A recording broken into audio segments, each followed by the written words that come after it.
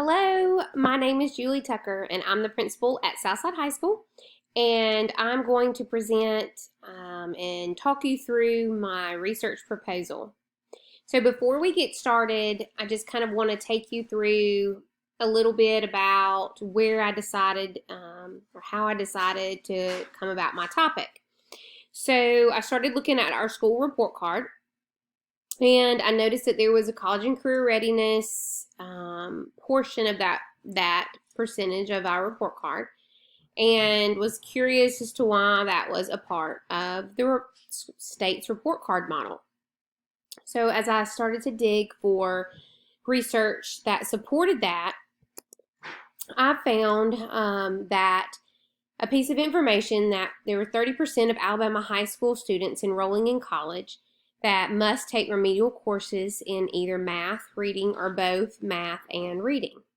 Specifically, the Alabama Commission on Higher Education reported that 25% of Southside High School 2018 graduates actually had to enroll in a remedial math or English course.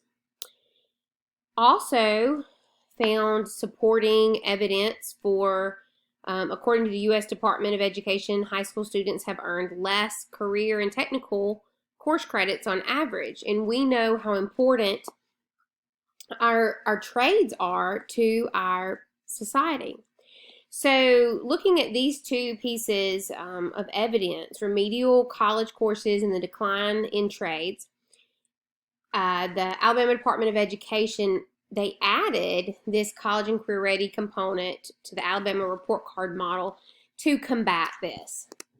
So specifically looking at Southside High School's report card models, in 2016, Southside High School scored a 79. 73% of our seniors were considered college and career ready.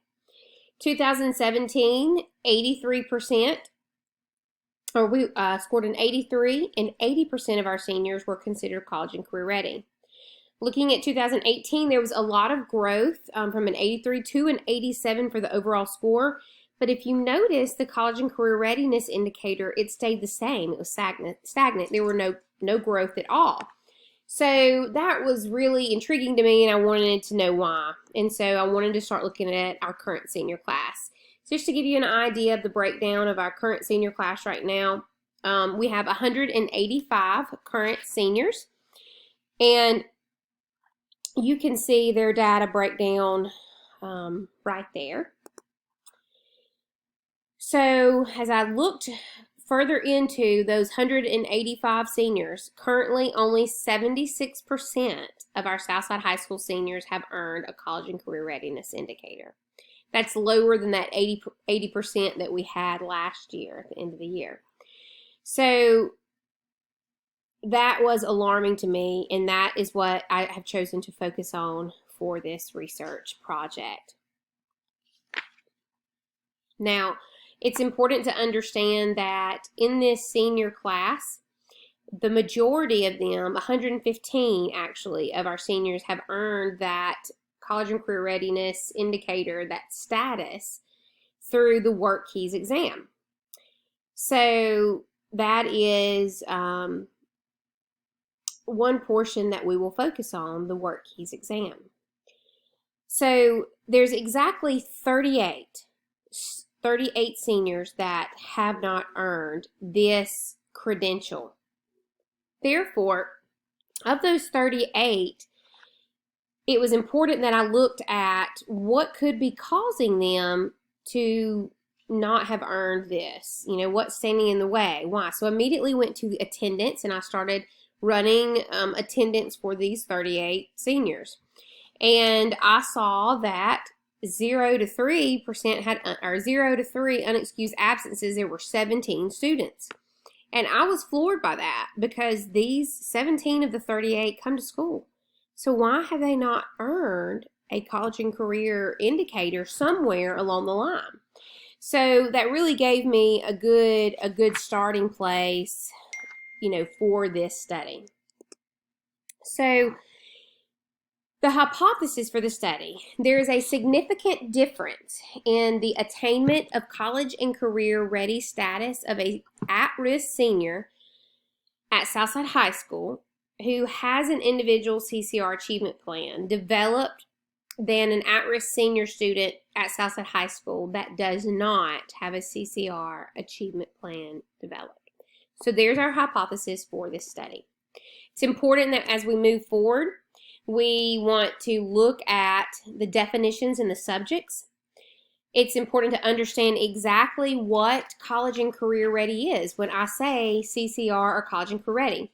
So when I say that, I'm referring to a student that is considered college and career ready if the student earns at least one or a combination of the following: ACT Work Key credential, qualifying score on an AP exam, completing dual enrollment courses, benchmark level on an ACT Work Keys exam, which we've kind of talked about a little bit, enlistment in the military, or if they earned an industry credential through one of their career tech courses. It's important to understand what at-risk senior students, what I'm referring to when I say at-risk. At-risk senior students are those in the 12th grade that have not earned a college and career ready status indicator.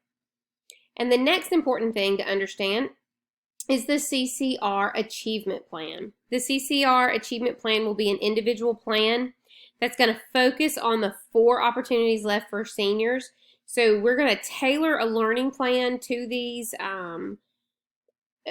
students so that they will have a better shot at earning a credential before they graduate. So also the subjects, the population for this research study are the 38 seniors that are at risk of not earning. So that's going to be, when we refer to the population, that's who we're talking about. Now we're going to pull out a specific portion of that population. We're going to call them the sample. That is going to be 15 seniors that are part of the population. And so those 15 out of the 38 are going to be our sample. And those seniors were chosen due to their high attendance rate. They've only missed anywhere between 0 and 3, or have 0 to 3 unexcused absences. And so that was important as we move forward. So the data and the design of the study, we're going to have different data collected. We're going to have student interviews, data journals, observations, surveys, and those work keys test results that we're really going to be focusing on. The design of this is set up as a quasi-experimental control group design. The population is our control group, and the sample is going to be our experimental group. Now, it's also important to understand that within those groups, the experimental group will receive a controlled treatment, and that controlled treatment is going to be the CCR achievement plan. Now, the dependent variable for the entire experiment is going to be the independent variable for the entire study is going to be that work keys, and the dependent variable will be that CCR achievement plan. So as you can see, our procedures and our timeline for our research study is going to walk us through January to May, and all the different parts of this process, which are numerous parts that have to, takes time to find the research and to be able to look at each student's schedule and go through their background and the data, and all of that's very important. So once we have been able to do all of those parts, it's time to look at our data analysis. And the hypothesis will be tested by using inferential statistics. Inferential statistics will be used because there will be a comparison of the 2 groups, the population and the sample. A t-test will be used to determine if there is a significant difference between the 2 groups, the one that has the achievement plan, the one that does not have the achievement plan. And our hypothesis is directional. It is a one-tailed test that will be used. So why is all of this important, and what do we expect from this research? So I expect that the data will support the hypothesis. What are we going to do with this data?